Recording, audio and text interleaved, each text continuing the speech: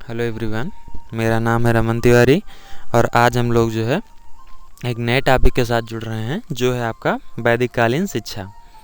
तो अगर वैदिक शिक्षा की बात करें तो ये 2500 ईस्वी पूर्व से लेकर के 500 ईस्वी पूर्व तक की शिक्षा थी। 2500 ईस्वी पूर्व से लेकर के 500 ईस्वी पूर्व तक के बीच की शिक्षा पर वेदों का पूर्ण रूप से वर्चस्व था, इसलिए इसे वैदिक कालीन शिक्षा कहते थे। इस शिक्षा पर ब्राह्मणों का आधिपत्य होने के नाते इसे ब्राह्मणीय शिक्षा या हिंदू शिक्षा भी कहते थे। इसमें वैदिक कालीन शिक्षा प्रणाली का प्रयोग किया जाता था। इस काल को दो भागों में बांटा गया था, पूर्व वैदिक काल और उत्तर वैदिक। वैदिक काल में अगर शिक्षा के अर्थ की बात करें तो वैदिक काल में शिक्षा का मुख्य अर्थ आपके आत्मानुभूति, आत्मबोध तथा ज्ञानार्जन का माना जाता था। इस काल में शिक्षा को दो भागों में बांटा गया था, एक परा शिक्षा थी, दूसरी अपरा शिक्षा। परा शिक्षा जो है वो अलौकिकता, आध्यात्म, मोक्ष से संबंधित थी। ये आपको ईश्वर या आध्यात्म जगत की बातों का बोध कराती थी। और अपरा शिक्षा जो थी आपको लौकिक जगत, आपके समाज से जोड़ती थी, आपके धनार्जन से जोड़ती थी। तो हमारा है अगला टॉपिक, वैदिक कालीन शिक्षा की संरचना एवं संगठन। तो वैदिक कालीन शिक्षा की संरचना की बात करें तो बहुत ही सिंपल सी संरचना थी, जिसमें इसे दो भागों में बांटा गया था, प्रारंभिक शिक्षा और उच्च शिक्षा। प्रारंभिक शिक्षा में देखें तो 5 वर्ष की आयु में विद्यारंभ संस्कार द्वारा यह शिक्षा प्रारंभ की जाती थी। ये परिवार में ही संपन्न होती थी। इसमें जो आपका कुल पुरोहित होता था वो आता था और जिस बच्चे को शिक्षा प्रारंभ करनी है एक कपड़े पे चावल बिछाता था और उस पर उसके हाथ पकड़ के उस पर वर्णमाला के कुछ अक्षर बनवाता था और इसकी प्रारंभिक शिक्षा बालक की शुरू हो जाती थी। ये घर पे ही संपन्न होती थी। अब है हमारा उच्च शिक्षा। उच्च शिक्षा में प्रवेश करने की आयु हर एक वर्ण की अलग अलग होती थी। ब्राह्मणों के लिए यह 8 वर्ष होती थी, क्षत्रियों के लिए 10 वर्ष होती थी, वैश्यों के लिए 12 वर्ष होती थी। ये शिक्षा गुरुकुल में संपन्न होती थी या घर में संपन्न नहीं होती थी। गुरुकुलों में प्रवेश करते समय उपनयन संस्कार होता था सभी का। उसके बाद जो है आप गुरुकुल में प्रवेश करके शिक्षा ग्रहण कर सकते। अब है हमारा वैदिक कालीन शिक्षा के उद्देश्य। वैदिक कालीन शिक्षा का जो मुख्य उद्देश्य था वो आपके ज्ञान में वृद्धि था, अपनी संस्कृति परंपरा का विकास एवं संरक्षण था, भौतिक वस्तुओं का त्याग करना था आपको और प्रभु भक्ति में आकर्षण होना चाहिए था। और साथ में आपका स्वास्थ्य संरक्षण एवं संवर्धन दोनों चीज़ों पे ध्यान दिया गया था। ऐसा नहीं था कि आप सिर्फ जो है अध्ययन पे ही ध्यान दें, आपको स्वास्थ्य पे भी ध्यान देना था। आपकी मन की निर्मलता वैदिक शिक्षा की जो है प्रमुख उद्देश्य था और आपका चरित्र निर्माण, एक अच्छे चरित्र के आप स्वामी हो, ये वैदिक शिक्षा का क्या था, उद्देश्य था।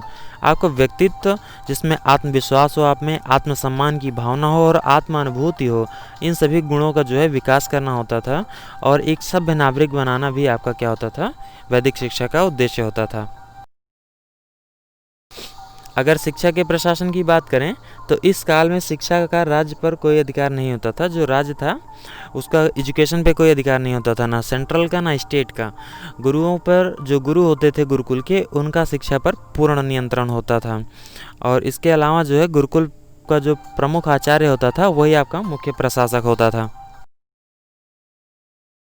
वैदिक काल में अगर शिक्षा के अर्थ की बात करें तो वैदिक काल में शिक्षा का मुख्य अर्थ आपके आत्मानुभूति, आत्मबोध तथा ज्ञानार्जन का माना जाता था।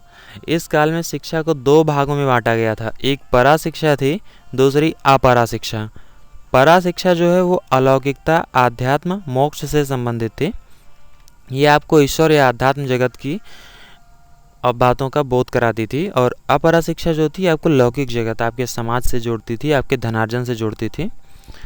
अगर आगे बढ़ें तो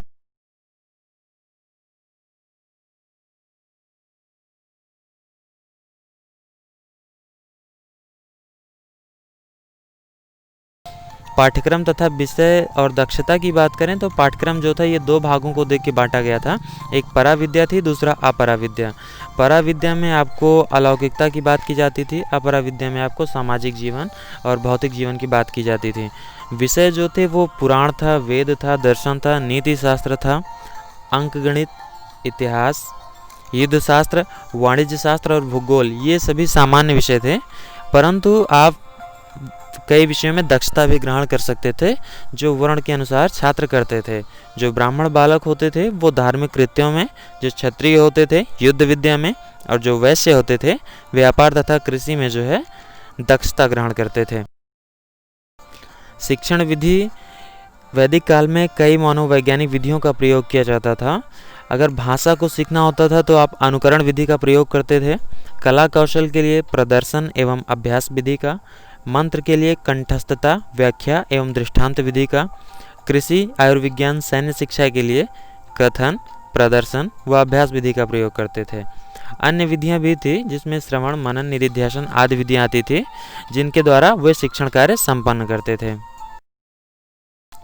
अनुशासन तथा गुरु शिष्य का संबंध अगर देखें तो वैदिक काल का अनुशासन आपका ब्रह्मचर्य का पालन था, शारीरिक, मानसिक, आध्यात्मिक संयम था, झूठ नहीं बोलना था आपको, अहिंसा का पालन करना था, आपको श्रृंगार करना भी बाध्य था, सुगंधित पदार्थों का आप प्रयोग नहीं कर सकते थे, संगीत का प्रयोग नहीं कर सकते थे, आप सुन नहीं सकते थे, मादक पदार्थों का भी प्रयोग नहीं करना था।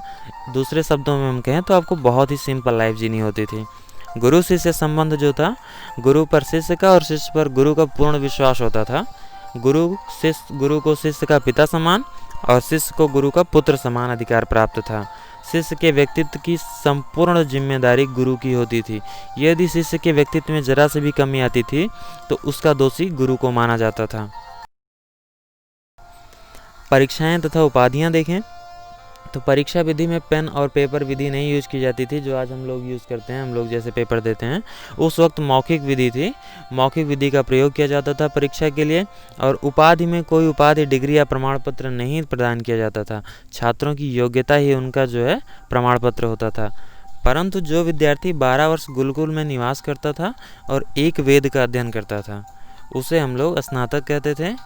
और इसके अतिरिक्त जो विद्यार्थी 24 वर्ष का अध्ययन करता था गुरुकुल में और 2 वेद का अध्ययन साथ में ज्ञान धारण करता था उसे वसु कहते थे।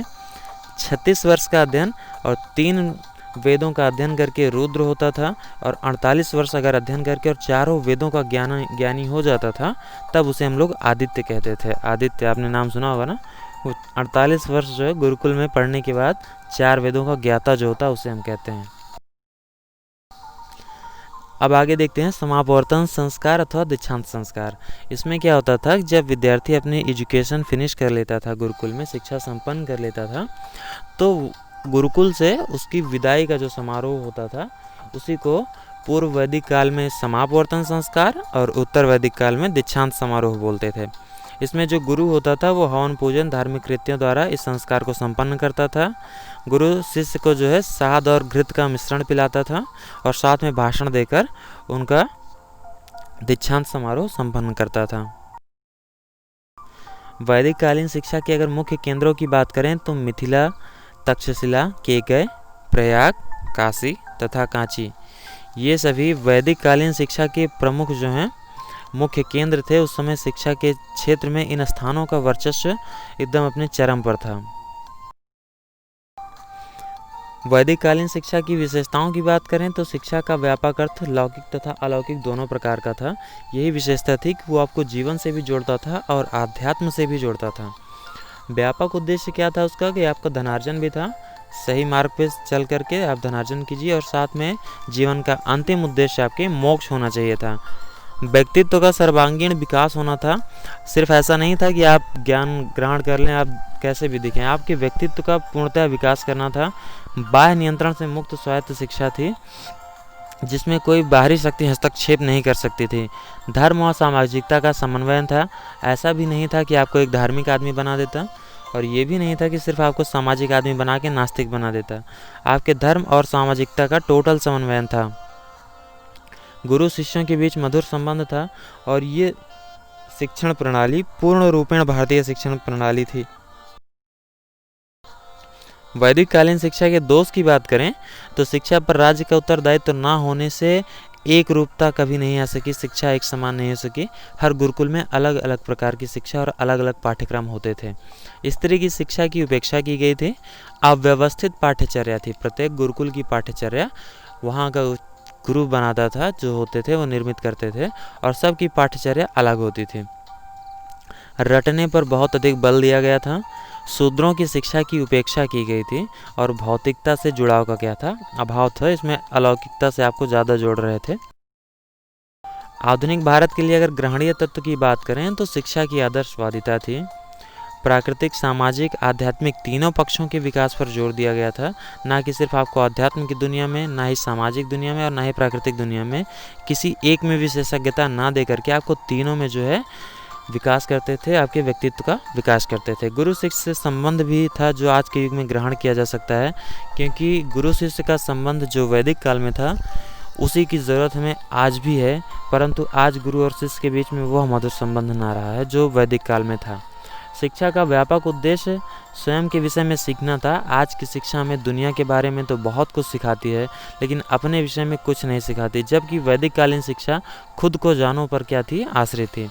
तो ये बात भी ग्रहण करनी होगी, ये तत्व भी ग्रहण करना होगा हमें कि खुद के बारे में भी लोगों को जानना होगा। आपके मूल्यों एवं आदर्शों का विकास भी होना चाहिए, जिससे आप पूरी जीवन यापन जिन्हीं मूल्यों के आधार पर आप करते हैं और नैतिकता के विकास के आधार पर ही आप एक अच्छे और आदर्श नागरिक बन के एक जीवन व्यतीत कर पाएंगे। तो